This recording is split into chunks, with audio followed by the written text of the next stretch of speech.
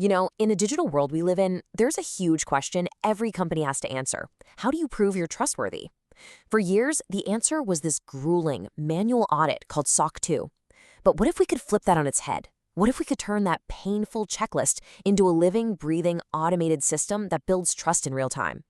Well, today, we're going to tear that machine apart and show you exactly how it works. So here's what we're going to cover. We'll start with why trust is such a problem in the first place.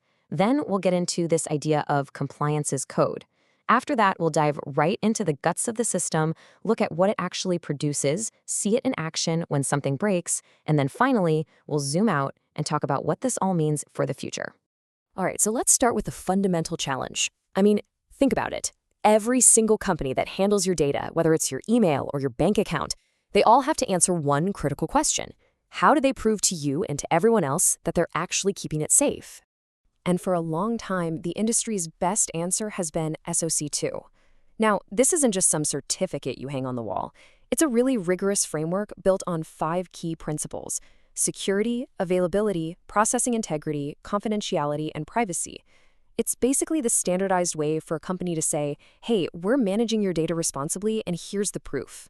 But here's the thing. Traditionally, getting that proof has been incredibly painful. We're talking months of auditors chasing down engineers, asking for screenshots, and putting together this massive report that's pretty much useless the second it's printed because things have already changed. The new way, though, completely flips that script. We're moving to a model of continuous automated proof. And this brings us to a really fundamental shift in thinking. We need to stop treating compliance like it's this annoying bureaucratic hurdle and start treating it like what it really is inside a modern software company: an engineering problem. The core idea here is actually pretty simple, but it is so powerful. The proof of your security shouldn't come from a person taking a screenshot of a settings page. No way. It should be the system itself reporting on its own state, pulling directly from the source of truth, the code, the infrastructure, and all that live operational data. And this really gets to the heart of it. The ultimate goal here is to create a living, breathing testament to security. Not some static, dead report that's old news by the time you read it. It's a system that shows you its actual security posture, right now, this very moment. So how does this machine actually work, right? How do you take a bunch of rules and policies and turn them into a system that basically generates its own proof? Let's pop the hood and take a look. The whole thing follows this really logical 5-step flow. First, you define your policies, the human-readable stuff like your disaster recovery plan. Then you programmatically link those policies to specific technical controls. Those controls are then constantly checked by automated tests and live data. And finally, all of this proof, all this evidence, gets automatically bundled up and handed to the auditor. And this right here, this is where the magic really happens. This is just a little snippet from a file that a machine can read, and it makes that connection totally explicit.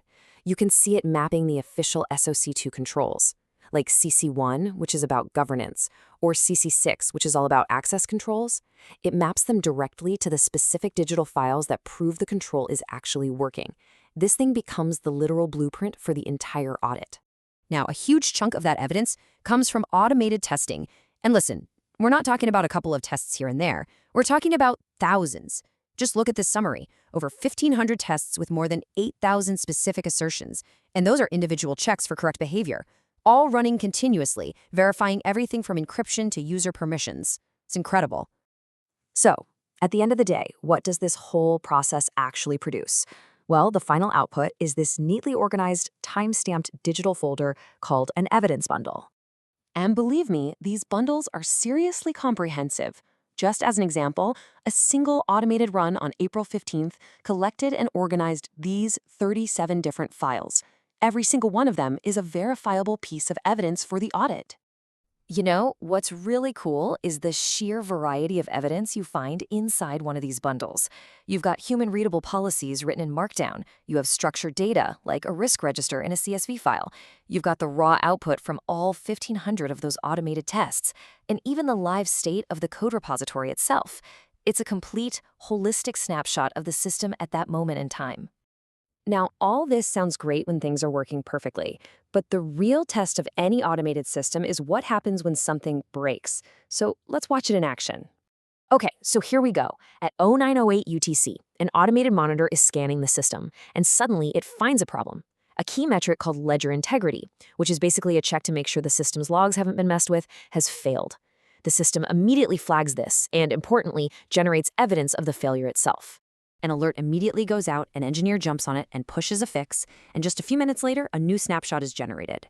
And as you can see, by 922 UTC, that exact same ledger integrity check is now passing.